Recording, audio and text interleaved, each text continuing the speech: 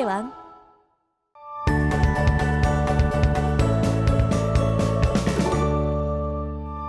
자, 우리가 오늘 학습할 내용은 연립 1차 부등식입니다. 우리가 1차 부등식을 처음 배우는 건 아니죠. 중학교 과정에서 1차 부등식을 학습한 적이 있습니다. 그런데 우리가 조금 오래된 것 같아요. 우리 1차 부등식 처음 배운 지. 그러니까 오늘 1차 부등식 복습 먼저 할 거고요. 복습 쭉 한 다음에 오늘의 핵심인 연립 1차 부등식 푸는 것까지 배워보도록 할게요. 그러면 일단 부등식 뭔지 알아야겠어요. 부등식은 뭐냐? 제가 방정식하고 같이 설명을 드릴게요. 방정식은 뭐예요? 어떤 문자가 들어가 있고 좌변과 우변이 등호에 의해서 같다고 표현되는 식을 우리가 방정식이라고 합니다. 그러면 부등식은 뭐냐? 이 같다라고 표현하기 위해 쓴 등호 자리에 등호가 아닌 부등호, 요런 애들을 사용해서 나타낸 식을 우리가 부등식이라고 합니다. 그럼 부등식으로 뭘 표현할 수 있는 거예요? 수 또는 식의 값의 대소 관계를 알 수가 있는 거죠. 그러면 부등식의 해는 뭐예요? 어떤 미지수의 값 또는 범위를 부등식의 해라고 합니다. 그럼 우리가 이 해를 구하는 걸 연습을 하겠죠? 그거를 우리가 부등식을 푼다고 할 거고요. 부등식을 풀기 위해 사용하는 성질들이 있어요. 그게 바로 여기에 나와 있는 얘네들이죠. 요렇게. 자, 그럼 하나씩 한번 볼게요. A가 B보다 크고 B가 C보다 크면 A가 C보다 크다 그랬네요. 우리가 수직선 위에 표현을 했을 때 A가 B보다 크니까 이렇게 되고요. B가 C보다 크니까 이렇게 될 거예요. 그러면 당연히 A는 C보다 크게 되겠죠? 네, 1번은 그거를 적어놓은 성질입니다. 2번 볼게요. A가 B보다 커요. A가 B보다 크면 어떤 똑같은 수 C를 더해도 부등호의 방향은 바뀌지 않고 A 플러스 C가 B 플러스 C보다 크다가 유지되고요. 똑같은 수를 빼도 유지됩니다. 자, 3번은요. A가 B보다 큰 건 지금 똑같은데요. 요거는 똑같은데 C가 만약 양수면 똑같은 수를 곱해도 유지되고 똑같은 수로 나눠도 부등호 방향이 유지됩니다. 자, 우리가 4번이 제일 헷갈리는 포인트죠. 우리가 부등식을 풀 때 제일 주의해야 하는 부분입니다. 자, A가 B보다 크고 C가 만약에 음수예요. 아까랑 다르죠? 아까는 양수였는데 지금은 음수인 거예요. 그런데 이 음수를 곱하거나 나눌 때는 무슨 일이 생기냐? 바로 부등호의 방향이 바뀌는 겁니다. 방향만 바뀌는 거예요. 요렇게 됐던 게 갑자기 이렇게 되는 거는 아닙니다. 요거 아니고 부등호의 방향만 꺾어주는 거예요. 자, 음수를 곱하거나 나눌 때는 부등호 방향이 바뀐다. 요게 제일 주의해야 되는 포인트입니다. 가끔 학생들이 어떤 거랑 헷갈리냐면요. 요거랑 헷갈려요. 어떤 똑같은 수로 뺄 때는 부등호 방향 유지를 해줘야 되는데 요렇게 음수가 들어가 있으니까 뭔가 바꿔줘야 될 것 같은 느낌이 드는 거예요. 그런데 잘 구분 지어야 됩니다. 똑같은 수를 빼는 거는 부등호 방향을 바꾸지 않아요. 언제만 바뀌어요? 음수를 곱하거나 나눌 때만 바뀌는 거예요. 음수를 곱하거나 나눌 때만. 자, 요것만 주의하시면 됩니다. 부등식을 풀 때는.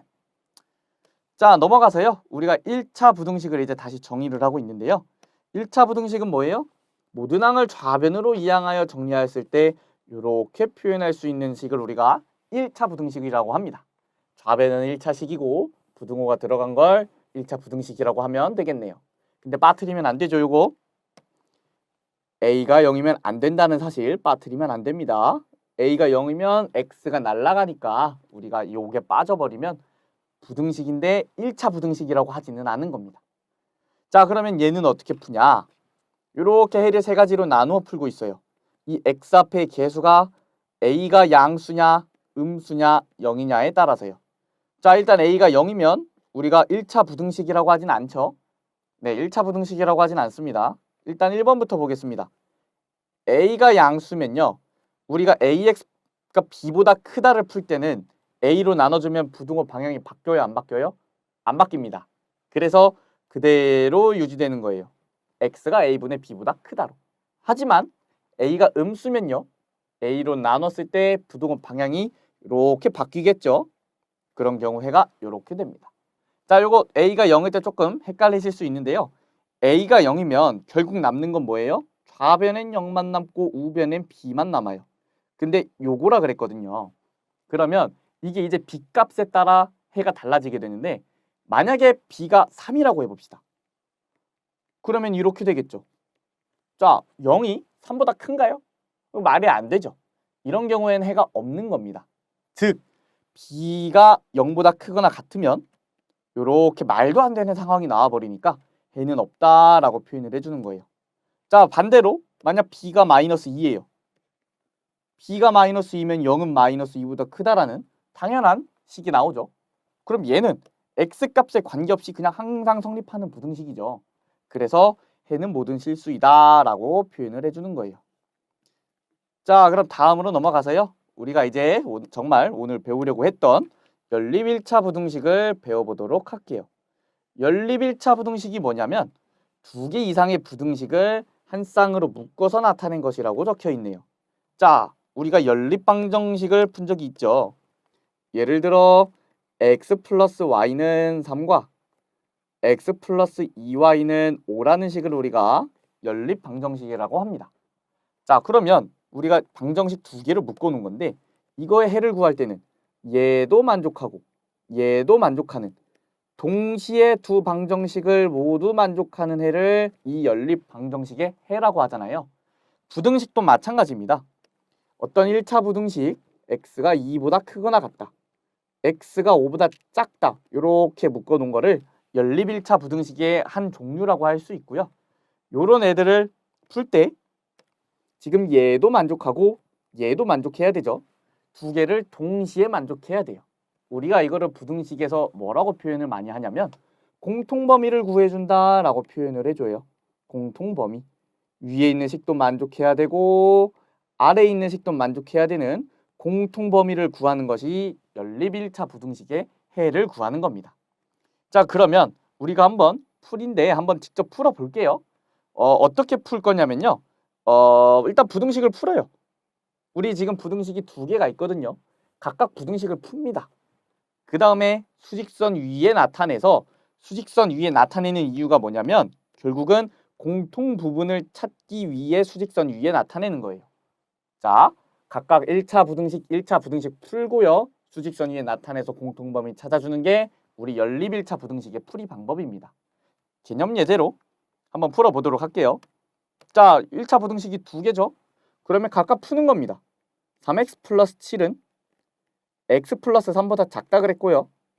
2x는 마이너스 4보다 작고 우리가 x는 마이너스 2보다 작다는 결론 얻어낼 수 있습니다.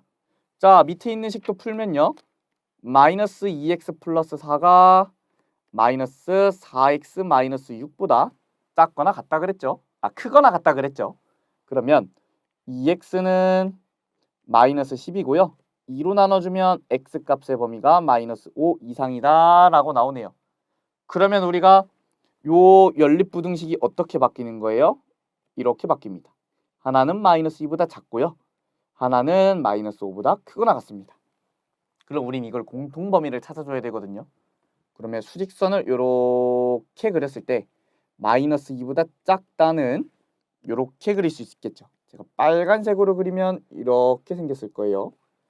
마이너스 5보다 크거나 같다는 어떻게 표현할 수 있어요? 이렇게 색칠하고 이렇게 표현을 할 수 있죠. 그럼 우리가 찾는 게 뭐예요? 두 개를 동시에 만족하는 공통범위를 찾는 것이죠. 공통범위는 어디냐? 바로 여기입니다. 여기. 동시에 만족하는 부분. 여기를 공통범위라고 합니다. 그래서 우리가 식으로는 어떻게 쓰냐? 바로 마이너스 5보다는 크거나 같고 x가 마이너스 2보다는 작다. 이런 식으로 써주게 됩니다. 자, 이게 일반적인 연립 1차 부등식의 풀이고요. 우리가 종종 요런 연립 1차 부등식을 풀게 됩니다. x가 하나는 2보다 작고요. x가 하나는 5보다 크거나 같아요. 그리고 얘를 수직선 위에 표현하면 어떻게 돼요? 2는 여기 있고 5는 여기 있어요. 자, 그럼 두 개를 동시에 만족하는, 즉 겹치는 범위가 있나요? 없죠. 우리가 요런 거는 결국 뭐라고 표현하냐? 해는 없다라고 표현을 해줍니다. 연립 1차 부등식을 풀었을 때 이렇게 되는 경우도 있어요. 자, 다음으로 넘어가겠습니다. A가 B보다 작고 B가 C보다 작은 꼴의 연립부등식 풀인데요. 우리가 요거는 요렇게 하나씩 만들어주고 요렇게씩 하나 만들어서 우리가 연립부등식을 풀어주면 됩니다. 요렇게요. 자, 근데 제가 여기서 주의할 점을 하나 말씀드리면요. 끝에 있는 A와 저쪽 끝에 있는 C를 묶어서 A가 C보다 작다를 가지고 연립부등식을 만들어버리면 안 됩니다. 자, 하나를 요걸 쓰고 하나를 요거를 써봤다고 할게요. 그러면 요렇게 써버리면 여기에는 어떤 의미가 담겨 있지 않냐면 B가 C보다 작다라는 의미가 담겨 있지가 않아요. 지금 C와 B 사이에 대소관계가 안 나와 있는 겁니다. 그래서 요렇게 선택을 하면 안 되고 요거는 무조건 요런 꼴로 바꿔서 연립부등식을 풀어줘야 된다는 점, 그것만 주의하시면 되겠습니다. 자, 마지막으로 우리가 개념 예제 풀고 이번 시간 마치도록 할 건데요. 요렇게 연립부등식 하나 만들어주고 이렇게 하나 만들어줘야 된다 그랬죠. 그러면 요렇게 마이너스 x 플러스 2는 2x 마이너스 7 이하고요. 2x 마이너스 7은 x 플러스 3 미만이에요. 그래서 얘를 풀면 9 이상 3x 그리고 x 10 그러면 얘는 x는 3 이상이고요. 얘는 x는 10 미만이니까 수직선 그려서 공통범위 찾아주면 아까 풀었던 거랑 똑같죠. 이렇게 3 이상 여기는 10 미만 공통범위 여기네요. 따라서 최종적인 해는 3 이상 10 미만입니다. 자, 여기까지 해서 우리가 오늘 연립 1차 부등식 배워봤고요. 1차 부등식 복습까지 끝냈습니다.